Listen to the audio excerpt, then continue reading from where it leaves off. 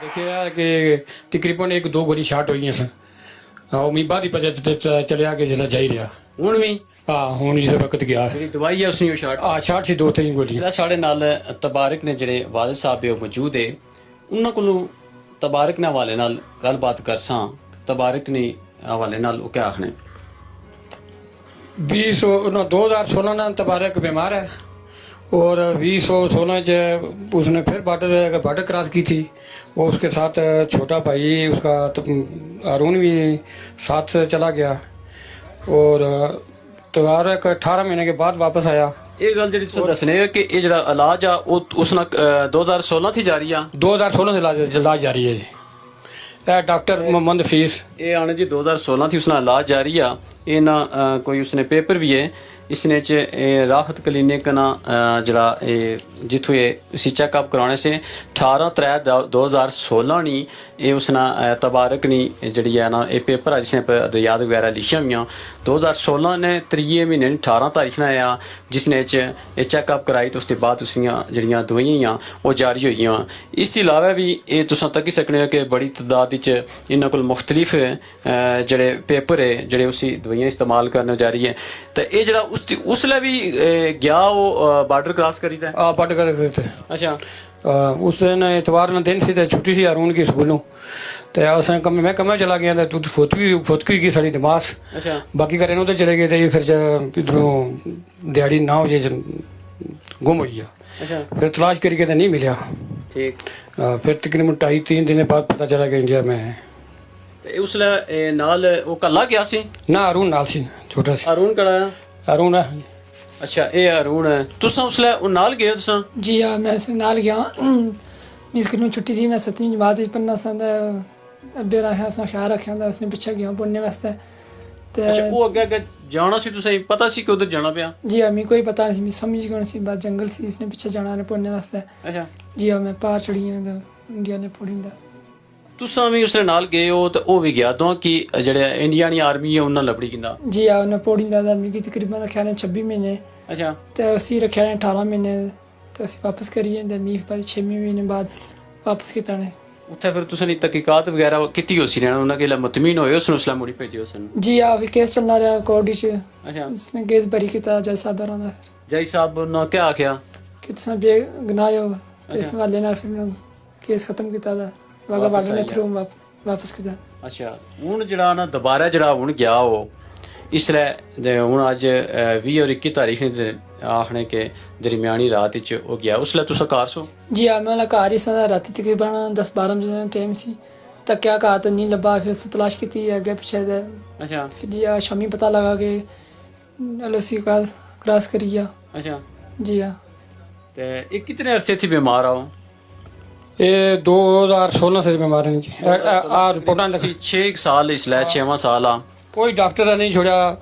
ये लोर नहीं भी था कोई रिपोर्टा ना खरेटे नहीं है जिथे जिथे कोई दसना रहा तो उत्थे खन्ने रहे इलाज कराने रहे अच्छा हाँ इसलिए भी जड़ियां दवाइयां शवाइयां वो खाना सी दवाइयां खाना सी अच्छा हाँ ये जड़े छापरे दवाइयां ने ये दवाइयां ने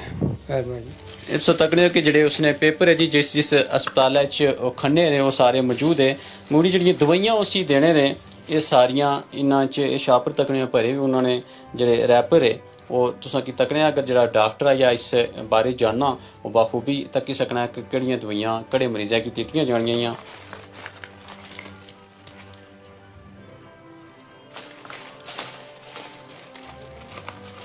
ये सारियां जड़ियां है ना ये तबारक जड़ा नौजवान आ जड़ा इसलै भारतीय फोर्सिस ने कब्जे च आ और सोशल मीडिया पर इसलै जड़ा गुज़श्ता दिहाड़ियां च उसने कोल बयान कीता गया कि तू किस भेजा कौन आए की आए तो तुहाडा कितने बंदे से अगर एक बंदा ज़हनी मरीज़ आ उसकी क्या लगा उसी जड़ी गल तुसां बासो उहे रिपीट करसी उसी क्या पता कौन आ क्या करना हो क्या नहीं करना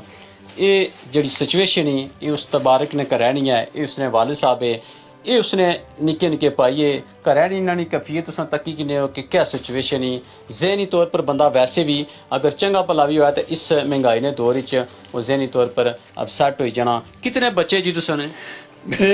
पहली बीवी जो 6 बच्चे ने अच्छा वो पहली बीवी च है आओ पहली बीवी जो वो उन्हें वालदा फौत हो गई है ठीक है हाँ दूसरी जो 4 बच्चे 4 बच्चे छोटे छोटे हाँ एक छोटी बच्ची भी है ठीक है। ਤੇ ਪਹਿਲੇ ਚੋਂ 6 ਬੱਚੇ ਤੇ 4 ਬੱਚੀਆਂ ਵੀ ਹਨ। अच्छा 3 ਬੱਚੀਆਂ ਸ਼ਾਦੀशुदा ਨੇ। 10 बच्चे हुई है ना पहली बीवी च 10 ਤੇ 5 ਪੀਵੇ 15 ते क्या करदे हो तुसा को कमाइश भाई दिहाड़ ਲਾਣੇ लाने ਦਿਹਾੜ ਲਾਣੇ ਗਰਾਂ 'ਚ अच्छा ਮਜ਼ਦੂਰੀ। ठीक है। ਹਾਂ ਅੱਲਾ ਨੇ ਮਿਹਰਬਾਨੀ ਹੈ ਕਿ ਮੈਂ ਪਲਸਤਰ ਚ ਪੱਥਰਾਂ ਦਾ ਕੰਮ, ਇੱਟ ਦਾ ਕੰਮ, ਸਰੀਏ ਦਾ ਕੰਮ ਸਾਰਾ ਜਿਹੜਾ ਕੰਮ ਕਰਨਾ ਤੇ ਚਲੋ ਦਿਹਾੜ ਮੇਰੀ ਤਾਂ ਨਹੀਂ ਹੋਣੀ। क्या अक्सर होना तुसा क्या आखना चाहते हो? ਹੋਰ अपील ही करना है कि हुकूमत पाकिस्तान की आज़ाद कश्मीरी के मेरे बच्चा बेगना है उसी वापस लाया जाए। ਇਹ ਜਿਹੜੇ ਤਬਾਰਕ ਨੇ ਜਿਹੜੇ ਵਾਲਿਦ ਦੇ ਉਹਨਾਂ ਨੇ ਗੁਫ਼ਤਗੂ ਤੁਸੀਂ ਸੁਣੀ ਹੈ ਕਿ ਇੱਕ ਵਾਲਿਦ ਉਹ ਅਪੀਲ ਹੀ ਕਰੀ ਸਕਣਾ ਆ। ਇਹ ਮੌਕਫ ਤੁਸੀਂ ਕੀ ਦੱਸਣਾ ਦਾ ਮਕਸਦ ਇਹ ਆ ਕਿ ਜਿਹੜਾ ਭਾਰਤੀ ਜਿਹੜਾ ਨਾ ਫੋਰਸਿਸ ਹੈ ਭਾਰਤੀ ਮੀਡੀਆ ਹੀ ਹੈ ਉਹ ਜਿਹੜਾ ਇੱਕ ਮਰੀਜ਼ ਜ਼ਹਿਨੀ ਮਰੀਜ਼ ਬੰਦਾ ਆ उसकी जरा पेश करने पे उसने कुछ सवालात करने पे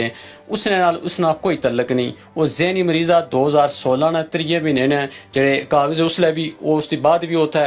बार्डर क्रॉस करिता गया सी। ये निक्का भाई जेह्ड़ा उसना ये उसी मोड़ने थे गया लपने थे गया उसलै भी ये क्रॉस करिता गया ये भी उसने नाल रहा। उसकी भी जी इंडिया दी फोर्सिस ही उत्थै ने जेह्ड़ा अदलिया ही है उन्हें तहकीकात करने के बाद उन्हें छोड़िया सी। हुण दोबारा उसकी ये जहनी कैफियत सी कि वो दोबारा मुड़ी ते वो लाइन ऑफ कंट्रोल क्रॉस करी है इसलिए वो भारतीय फोर्सिस ने कब्जे च।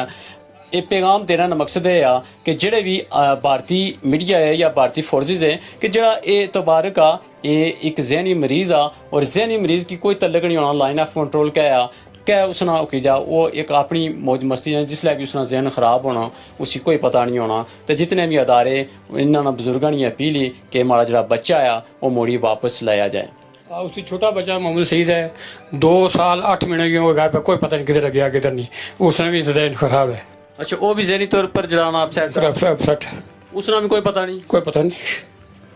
ठीक ये आने जी उन्होंने भी एक और जो बच्चा है वो भी जहनी मरीज आ तो वो भी 2-2.5 साल थी इतों लापता है उसना भी कोई पता नहीं कि कुत्थे है या कुत्थे नहीं। ये इन्होंने एक स्टोरी है कि जहनी तौर पर मरीज आ जरा तबारक आ दूए भाई ने भी बाने कि वह भी जहनी मरीज आ घर आनी हालात तुम तक्की सकने हो कि क्या ही है। तो इन्होंने अपील यही है हुकूमत पाकिस्तान आज़ाद कश्मीर है कि भारत को अगे हूँ जरा इस तबारक ने हवाले नाल उसने रिहाई ने हवाले नाल मुतालबा करें कि जरा वो जहनी मरीज आ उसकी फौरी तौर पर भारतीय जी फोर्स